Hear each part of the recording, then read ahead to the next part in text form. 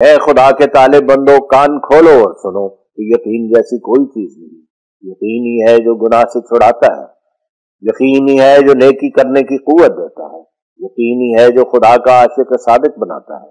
کیا تم گناہ کو بغیر یقین کے چھوڑ سکتے ہو؟ کیا تم جذبات نفس سے بغیر یقینی تجلی کے روک سکتے ہو؟ کیا تم بغیر یقین کے کوئی تسلی پا سکتے ہو؟ کیا تم بغیر یقین کے کوئی سچی تبدیلی پیدا کر سکتے ہو؟ کیا تم بغیر یقین کے کوئی سچی خوشحالی حاصل کر سکتے ہو؟ کیا آسمان کے نیچے کوئی ایسا کفارہ اور ایسا فدیہ ہے جو تم سے گناہ ترک کرا سکے؟ کیا مریم کا بیٹا عیسیٰ ایسا ہے کہ اس کا مصنوعی خون گناہ سے چھڑائے گا؟ اے عیسائیو، ایسا جھوٹ مت بولو، اس سے زمین ٹکڑے ٹکڑے ہو جائے۔ یسوع خود اپنی نجات کے لیے یقین کا محتاج تھا اور اس نے یقین کیا اور نجات پائی۔ افسوس ہے ان عیسائیوں پر جو یہ کہہ کر مخلوق کو دھوکہ دیتے ہیں کہ ہم نے مسیح کے خون سے گناہ سے نجات پائی ہے، حالانکہ وہ سر سے پیر تک گناہ میں غرق ہیں۔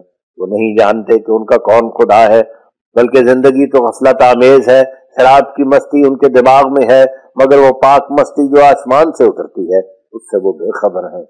اور جو زندگی خدا کے ساتھ ہوتی ہے اور جو پاک زندگی کے نتائج ہوتے ہیں وہ اس سے بے نصیب ہیں۔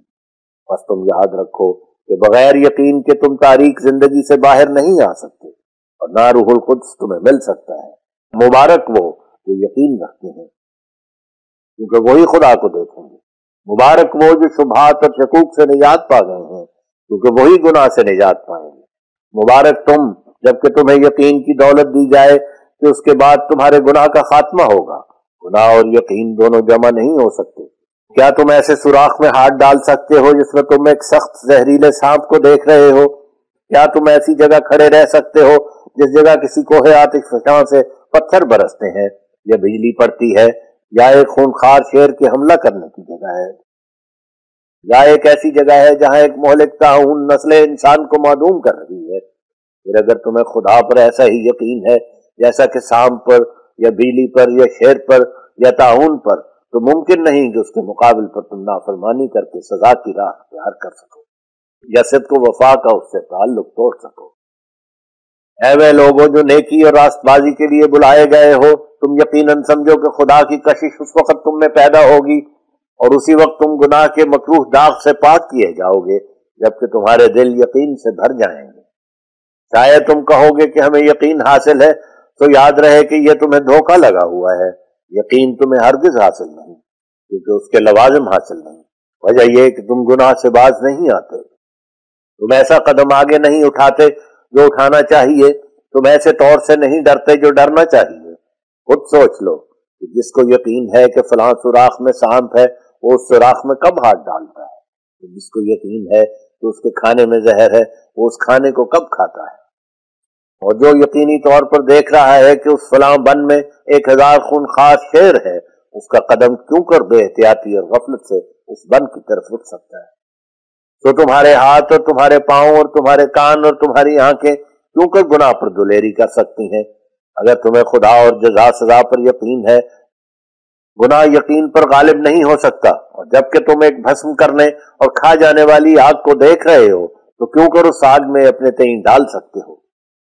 اور یقین کی دیواریں آسمان تک ہیں، شیطان ان پر چڑھ نہیں سکتا۔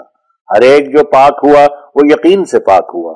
یقین دکھ اٹھانے کی قوت دیتا ہے، یہاں تک کہ ایک بادشاہ کو تخت سے اتارتا ہے اور فقیری جامہ پہناتا ہے۔ یقین ہر ایک دکھ کو سہل کر دیتا ہے۔ یقین خدا کو دکھاتا ہے۔ ہر ایک کفارہ جھوٹا ہے اور ہر ایک فدیہ باطل ہے، اور ہر ایک پاکیزگی یقین کی راہ سے آتی ہے۔ وہ چیز جو گناہ سے چھڑاتی اور خدا تک پہنچاتی اور فرشتوں سے بھی صدق اور ثبات میں آگے بڑھا دیتی ہے، وہ یقین ہے۔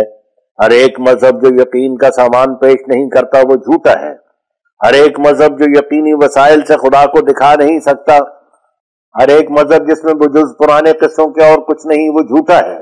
خدا جیسے پہلے تھا وہ اب بھی ہے، اور اس کی قدرتیں جیسے پہلے تھیں وہ اب بھی ہیں، اور اس کا نشان دکھلانے پر جیسا کہ پہلے اقتدار تھا وہ اب بھی ہے۔ پھر تم کیوں صرف قصوں پر راضی ہوتے ہو؟ وہ مذہب ہلاک شدہ ہے جس کے معجزات صرف قصے ہیں، جس کی پیشگوئیاں صرف قصے ہیں، اور وہ جماعت ہلاک شدہ ہے جس پر خدا نازل نہیں ہوا۔ اور جو یقین کے ذریعے سے خدا کے ہاتھ سے پاک، جس طرح انسان نفسانی لذات کا سامان دیکھ کر ان کی طرف کھینچا جاتا ہے۔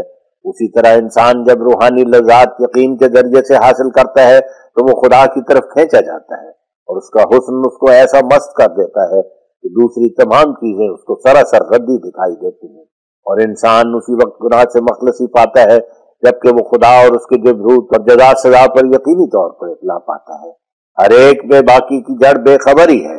جو شخص خدا کی یقینی معرفت سے کوئی حصہ لیتا ہے وہ بے باک نہیں رہ سکتا۔ اگر گھر کا مالک جانتا ہے کہ ایک پرزور سیلاب نے اس کے گھر کی طرف رخ کیا ہے اور یا اس کے گھر کے ارد گرد آگ لگ چکی ہے اور صرف ایک ذرا سی جگہ باقی ہے تو وہ اس گھر میں ٹھہر نہیں سکتا، تو پھر تم خدا کی جزا سزا کے یقین کا دعویٰ کر کے کیوں کر اپنی خطرناک حالتوں پر ٹھہر رہے ہو؟ تو تم آنکھیں کھولو اور خدا کے اس قانون کو دیکھو جو تمام دنیا میں پایا جاتا ہے۔ چوہے مت بنو جو نیچے کی طرف جاتے ہیں، بلکہ بلند پرواز کبوتر بنو جو آسمان کے فضا کو اپنے لیے پسند کرتا ہے۔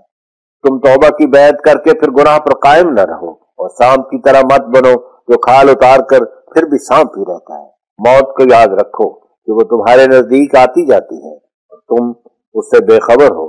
کوشش کرو کہ پاک ہو جاؤ، کہ انسان پاک کو تب پاتا ہے کہ خود پاک ہو جائے، مگر تم اس نعمت کو کیوں کر پا سکو؟ اس کا جواب خود خدا نے دیا ہے، جہاں قرآن میں فرماتا ہے وَاسْتَعِینُوا بِالصَّبْرِ وَالصَّلَاةِ، یعنی نماز اور صبر کے ساتھ خدا سے مدد چاہو۔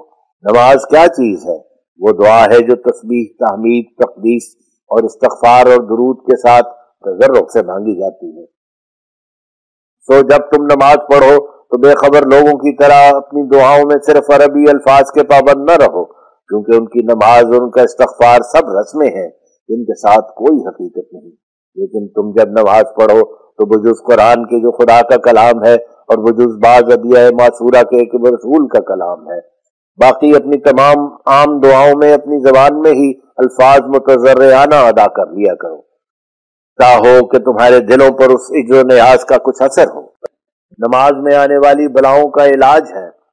تم نہیں جانتے کہ نیا دن چڑھنے والا کس قسم کے قضاء و قدر تمہارے لیے لائے گا، بس قبل اس کے جو دن چڑھے تم اپنے مولا کی جناب میں تضرع کرو کہ تمہارے لیے خیر و برکت کا دن چڑھے۔ اے امیروں اور بادشاہوں اور دولت مندوں، آپ لوگوں میں ایسے لوگ بہت ہی کم ہیں جو خدا سے ڈرتے اور اس کی تمام راہوں میں راست باز ہیں۔ اکثر ایسے ہیں کہ دنیا کے ملک اور دنیا کے املاک سے دل لگاتے ہیں اور پھر اسی میں عمر بسر کر لیتے ہیں اور موت کو یاد نہیں رکھتے۔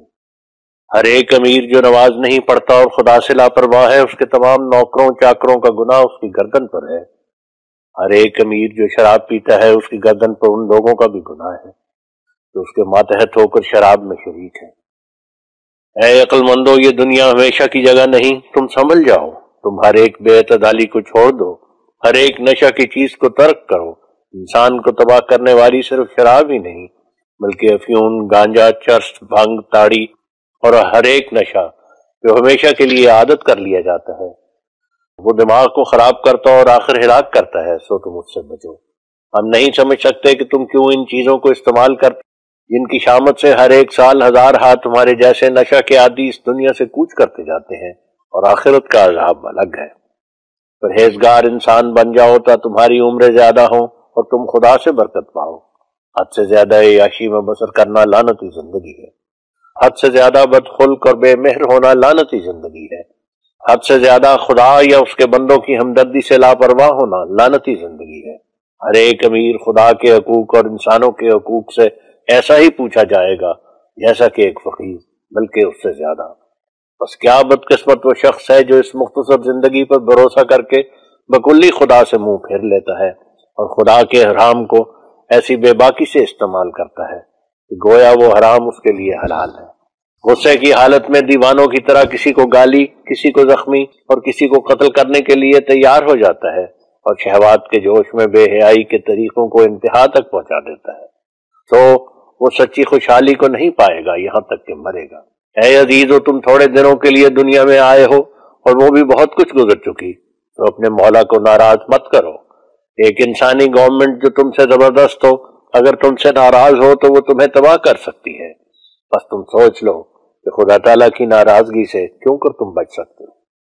اگر تم خدا کی آنکھوں کے آگے متقی ٹھہر جاؤ تو تمہیں کوئی بھی تباہ نہیں کر سکتا، اور وہ خود تمہاری حفاظت کرے گا، اور دشمن جو تمہاری جان کے درپے ہے تم پر قابو نہیں پائے گا، ورنہ تمہاری جان کا کوئی حافظ نہیں، اور تم دشمنوں سے ڈر کر یا اور آفات میں مبتلا ہو کر بے قراری سے زندگی بسر کرو گے، اور تمہاری عمر کے آخری دن بڑے غم اور غصہ کے ساتھ گزریں گے۔